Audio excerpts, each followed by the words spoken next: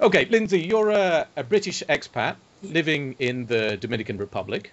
You're also a well-known blogger and soon, in the near future, going to be an author as well. Very But exciting. before we come on to that, let's go right back to the beginning and find out a bit about you and your background and what took you to the Dominican Republic in the first place.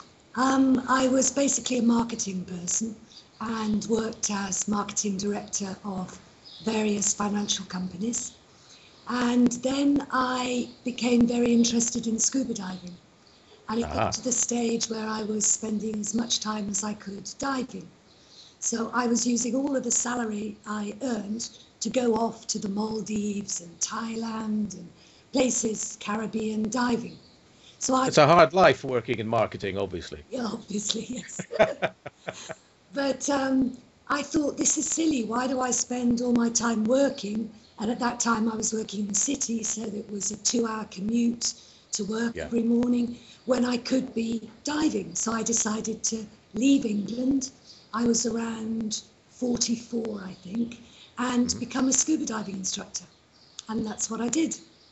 Okay, and when was that? How long ago was that? That was 11 years ago. Okay, and you went straight to the Dominican Republic to do that, or somewhere else first? I went to the Maldives first, and then I went to Singapore to do my instructor's course, which you have to do Right. before the examination. Then the exam was cancelled in Singapore, so I went to Thailand, did the exam there. I then went back to Singapore, I went to Borneo.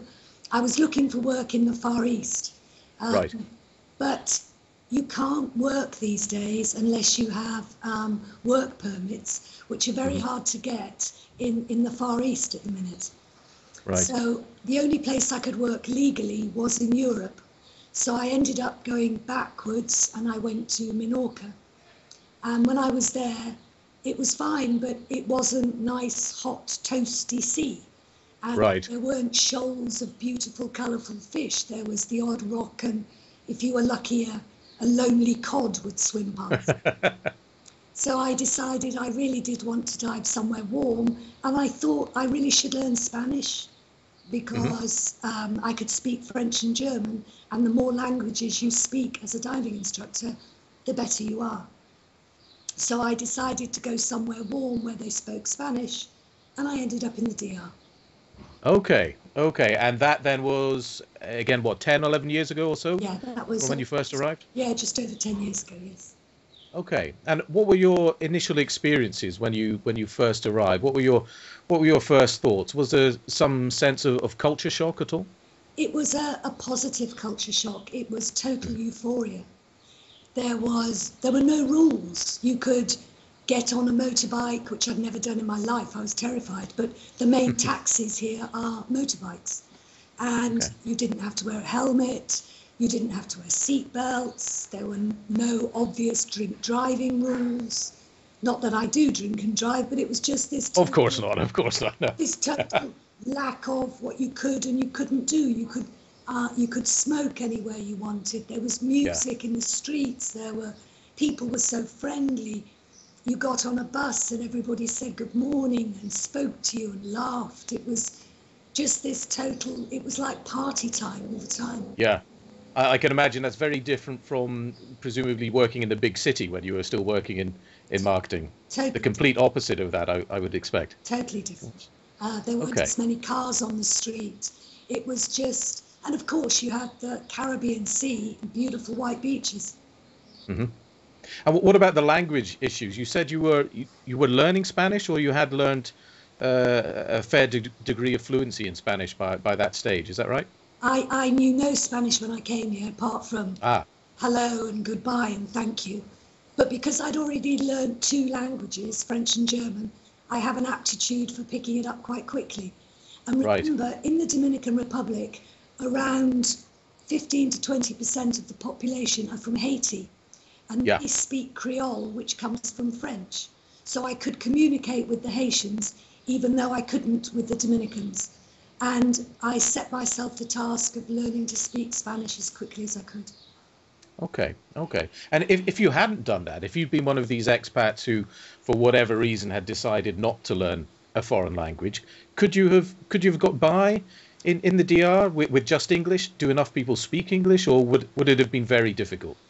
Very few people do speak English. In the tourist areas on the coast, so in the north, that's Sosua, Puerto Plata, Cabarete. In the east, Punta Cana, Bávaro, people do speak English in the hotels or in the tourist-related places. But most bank managers won't speak English. If you go to the electricity company or the water company or the telephone company, they won't speak English. Some people do manage because they have a Dominican friend who will go with them and do that type of job for them. But you miss out on so much that the country has to offer if you can't communicate with the people. Yes, yes. So everyday life would have been very difficult without at least some degree of Spanish or some other language. Yes.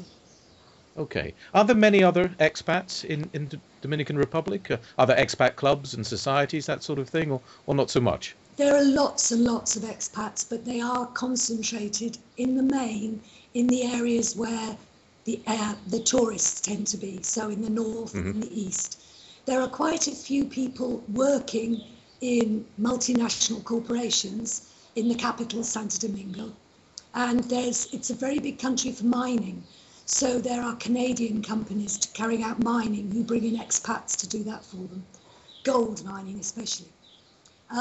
There aren't any clubs as such, but there is a website called dr1.com, which many of the expats are involved in, and that has forums, and a lot of people meet other expats through that.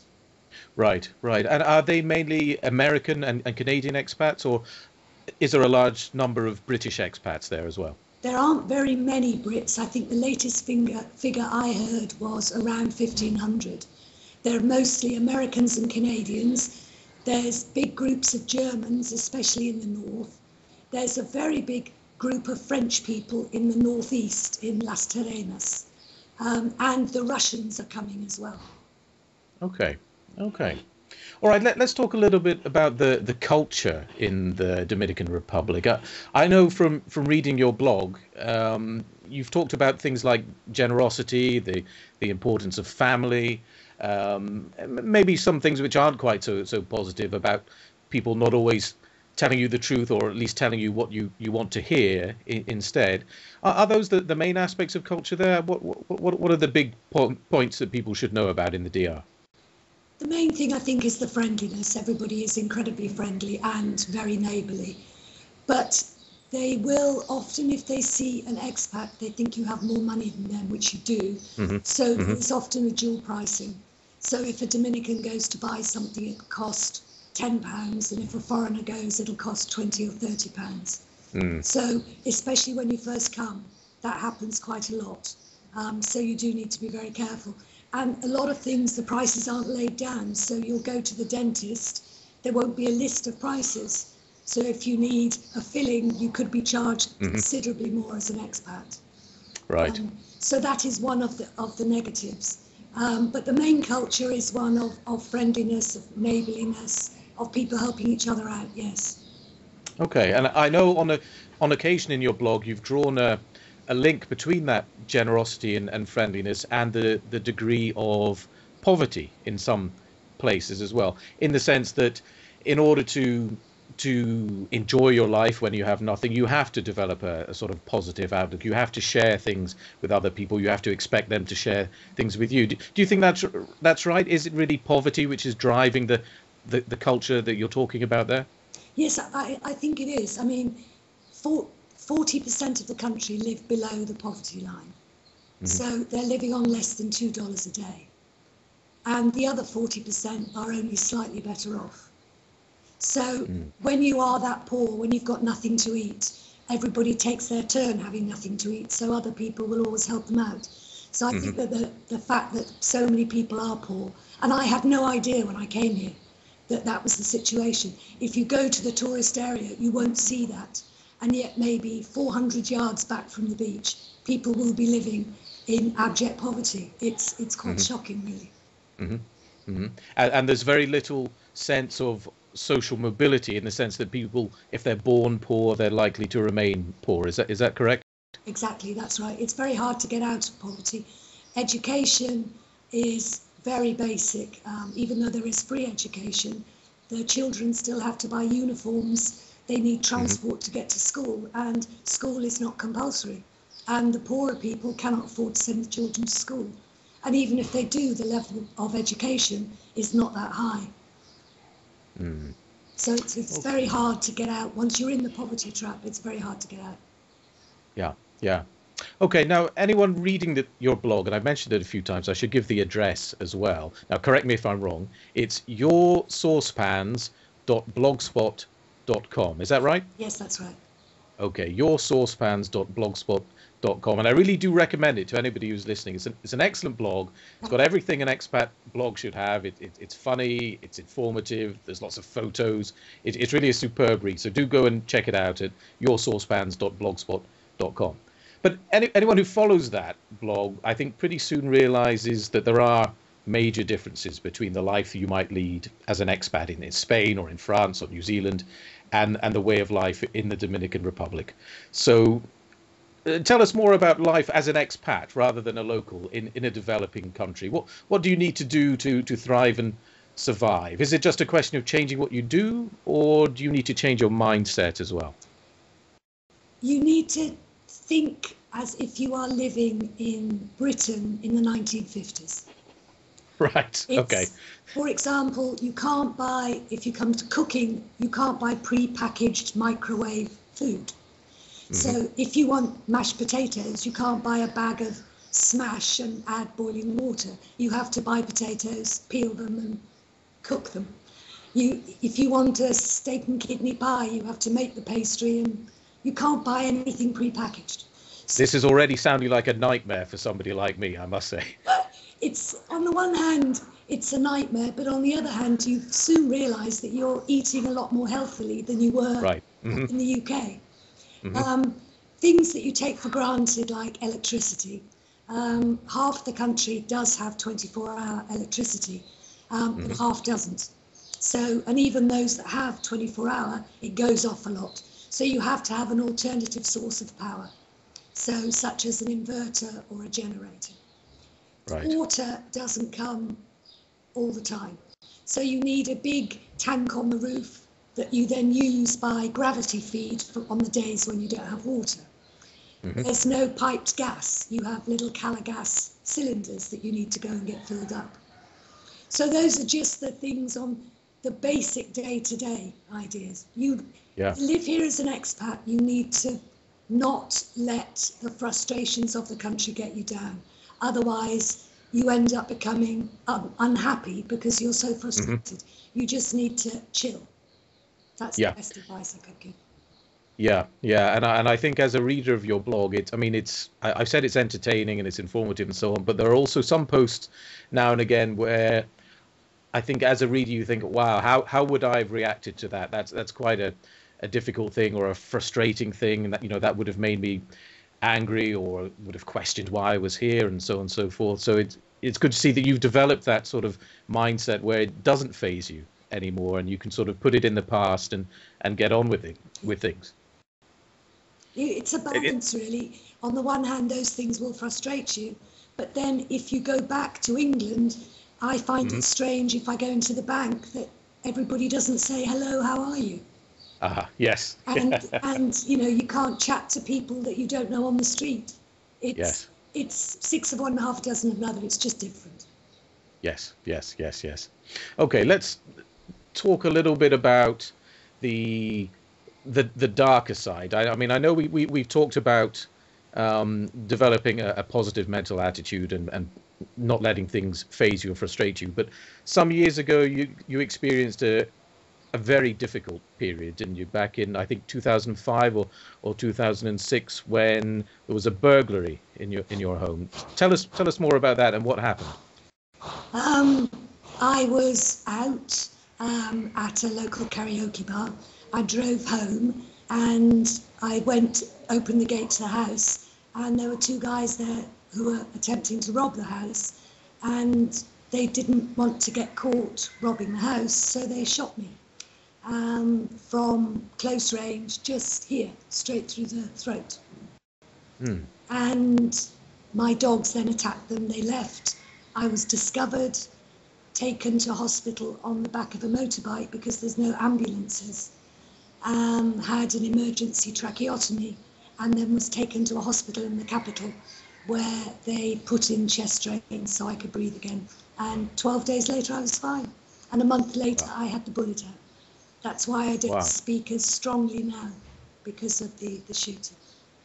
Okay, and so how are you feeling now? Are you, apart from your voice, are you completely recovered? Physically, at least, from it? Yeah, I recovered physically within probably a month, I would say. Apart from the voice, and there's unfortunately nothing that can be done about that, because the first hospital, instead of doing a little tracheotomy, I've seen it done on the films where they just push a ballpoint pen in. Yes, so have I, yeah. Well, they didn't do that. They cut a 4-inch cut to put the tracheotomy in and sliced through my vocal cords at the same time. Oh, okay, gosh. Okay, well, it's a story, isn't it? It's a hell of a tale. I mean, I must say, I'm not aware of any other expats that I'm in touch with who have been through such an experience. And how did it make you feel afterwards about living where you're living, about being an expat there? I mean, was there any thought in your mind, oh my God, what am I doing here? I want to go home, or I want to go somewhere where it's safe, or safer at least? No, in fact, it was the opposite. When I was in hospital, I probably had around 400 visitors. I was never alone day and night, and people came to the house when I came back, and the generosity of the Dominicans and Haitians who lived here was amazing. And they saved my life. I mean, they found me, picked me up, fought to make sure that I made it. So I was incredibly grateful to the friends I had. And it was one of those things, it could happen anywhere, I think. Of course, I mean, it's not as though there's no crime in the UK or the US or anything like that. So, yeah. I think you're probably less likely to get shot in the UK than you are here, because guns are all over the place. A lot of people have guns. But it didn't put me off the country, no. It didn't put me off at all. Okay. And hopefully it won't happen again. Fingers crossed, absolutely. All right, let's talk a little bit more about the health services then, because you talked about your experience after you were shot, which I guess there was good experiences there and maybe not so good when we look at the tracheotomy and your voice. But generally speaking, what are the health services like in the DR? If you live in the tourist areas, there are very good hospitals, because they're there for the tourists. And they're well equipped and they have everything you want. In the capital, Santo Domingo, and the second biggest city, Santiago, there are world-class hospitals. That's where I was eventually taken to the capital. And they do heart transplants, hip replacements. They are world-class. There is a public health service which is only to be used in dire emergencies. Right. If you are admitted there, you get a bed, but you don't get sheets, you don't get a pillow, you don't get toilet paper, you don't get food. The bed is free and the care is free, but you have to pay for all the medicines. And interestingly, the families look after you. The nursing staff don't, it's not their job. Their job is to give injections. So I wouldn't go into a public hospital unless I really had to. Right. But every town, Dominican or expat area, has their own what they call private clinics, and they don't have a GP as we know in England. There are a range of specialists. So there will be a gynecologist, there'll be an ENT person, and you just make an appointment and go and see one of those. They're not, I don't think they're as good as they would be in the UK or the US. But apart from the shooting, I mean, I did get through it, so it wasn't that bad. The health is okay, but you do need to get insurance, because nothing's free apart from the public hospitals. And am I right in thinking that there is no social security in the Dominican Republic? Is that right? They are trying to introduce one, but most people don't want to pay for it. It's part employer paid, part employee paid, and neither side really want to give up any money, because it's such a new system. Again, it's optional. It's supposed to be compulsory, but it's not working yet. Maybe in 10 years' time it'll be up and running properly. But there are no pensions, for example, unless you work for the military or a large corporation. So most people, if they don't work, they have no money. So they rely on their children to give them money. Okay, interesting. All right, let's cover two sort of basic expat things. I want to talk very briefly about property and also about businesses or starting a business. So let's look at property to begin with. If you're an expat, you're coming to the DR, you want to find somewhere nice to live, how do you go about it? If you're looking to rent, you have to be on the ground. There really aren't very many good rental websites. So you get to the place that you think you want to stay, and you just put the word out that you're looking for somewhere to rent, and people will point out to you what the properties are available for rent. Sometimes in the expat areas, you will find online websites that do have some rental properties, and rents will vary dramatically in price. In a Dominican area, for example, for £150 a month, you will end up with a beautiful villa. In the expat enclaves, you can pay £1,000, £1,500 a month for the same thing. Okay. So it's very much word of mouth rather than going through a central repository or central listing service. And is it the same for buying property as well? For buying, there are lots of websites again, and there are lots of estate agents. And in the expat areas, a lot are actually run by expats. So you are more likely to find a property if you are online than you are rental. But again, you really need to be here because there are some that are for sale, but they haven't actually put them with these individual estate agents. Okay. So again, word of mouth is very important. It is. And do you have a sense about prices? I mean, let's say you're a British citizen or a US citizen, you're thinking about moving abroad and you're considering, let's say, maybe France, maybe New Zealand, maybe Dominican Republic. How do the prices differ, would you say? I'm guessing they're cheaper where you are. Would that be fair, or am I wrong? I think if you want ocean front on the Caribbean or the Atlantic Ocean at the top, you will pay $350,000 for a 3 or 4 bedroomed house. Okay. If you want to be still in an oceanfront town, but you're living further back, probably $250,000. And if you're living in the centre of the country, you can get something nice for $100,000 and $150,000. Okay, interesting. That's useful information to have, I think.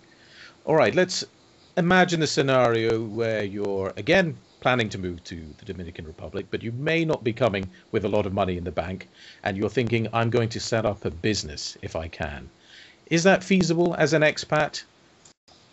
It's feasible, but probably you need to be very careful. And if you don't have a lot of money, it's probably not advisable. Everything will cost more than you think it will. If you're going to be legal and pay the taxes, you may get charged more because you're an expat, so you can never tell. Labour is very cheap here. One of the things we have here are what are called the free zones. And these are areas which are tax-free. And there are all sorts of amazing tax breaks. The staff are all Dominican, but they're owned usually by Americans, Canadians, Japanese, Spanish people. And they're used to manufacture clothing, small tools, jewellery, and then all of the stuff that's manufactured is then exported. Okay. And those, we get a lot of expats working in. So if you have a manufacturing type of business, then that's something that can be set up in the free zones where you have all sorts of tax breaks. Okay. Other options, people come here and set up estate agents. Estate agency is totally unregulated, so anybody can do that.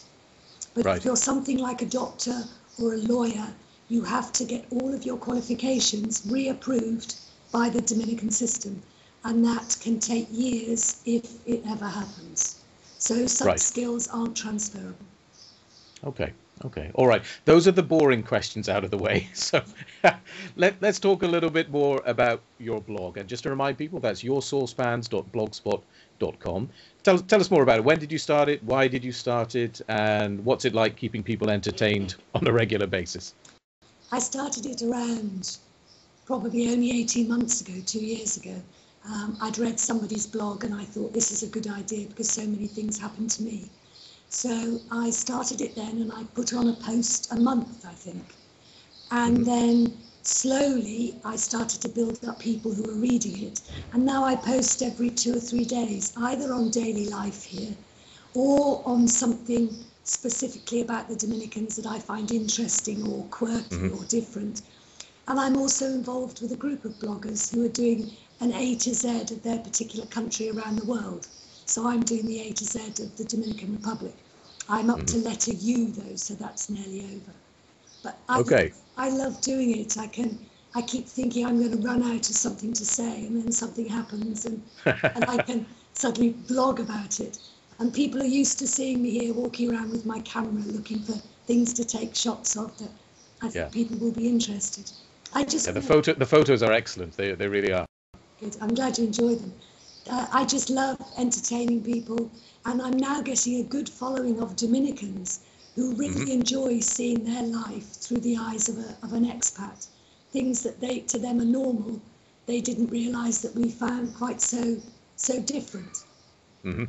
Have you got a favourite post or a favourite topic which always gets a lot of replies? The one that gets the most hits, is the one about Sankey Pankies.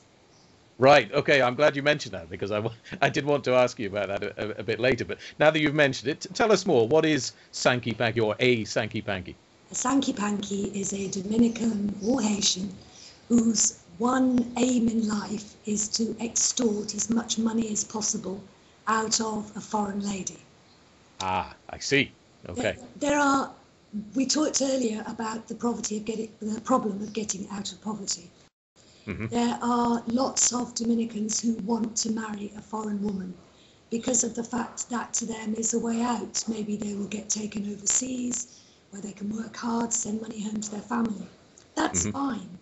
A Sankey Panky goes one further though. He will try and have relationships with as many women as possible. I've known one, for example, who had 11 cell phones, each one with a different name on it, from the 11 women he had on the go. That sounds like a lot of hard work, I've got to say. And they will lie to get money. They will tell the woman, oh dear, I'm going to be arrested if I don't pay the police $200, please send me the money. And each of the women will send him the money. Right. So ladies coming here, Dominican men are lovely and very easy to fall in love with, but you do need to make sure that they want you for who you are and not just for your money. Yes. And I'm interested, how are men like that, Sankey Pankies, how are they viewed by other local Dominican men? Is it a good thing, or is it something which is looked down upon? It's both. On the one hand, people will be jealous looking at the success that they're having and the amount of money that they're getting. And on the other hand, sensitive Dominicans, serious Dominicans don't like the fact that they give a bad name to the ones who are serious. And if you're with a serious Dominican and you call him a Sankey Panky, that is an insult. Okay, interesting. All right, we're coming up to the end now, but we haven't talked about your book, the forthcoming book. So tell us more about that. What's going to be in it, and when will we be able to read it? The book is going to be called What About Your Saucepans?